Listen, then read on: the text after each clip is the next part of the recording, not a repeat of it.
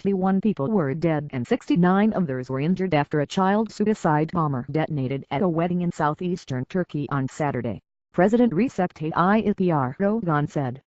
In comments shown live by broadcaster NTV Sunday, Erdogan said the bomber at the wedding in city of Gaziantep, near the border with Syria, was aged between 12 and 14. He said 17 of the injured were heavily wounded. Erdogan issued a statement earlier Sunday saying that ISIS extremists were the most likely perpetrator. Photos taken after the explosion showed several bodies covered with white sheets as a crowd gathered nearby.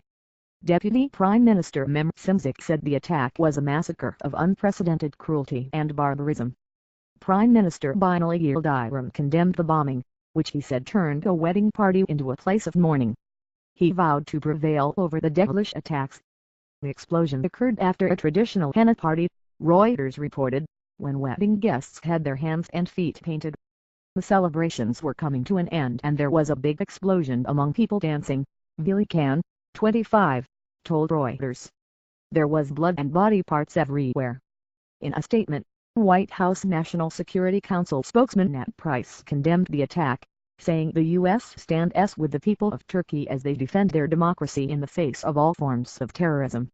The statement added that Vice President Joe Biden planned to visit the country's capital, Ankara, on Wednesday, to reaffirm the U.S. Turkey commitment to confront the scourge of terrorism.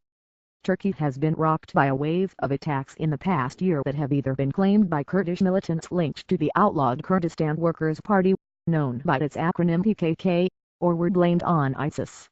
In June, suspected ISIS militants attacked Istanbul's main airport with guns and bombs, killing 44 people.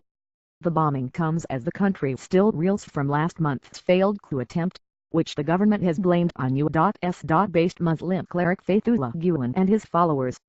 Earlier this week, a string of bombings blamed on the PKK that targeted police and soldiers killed at least a dozen people.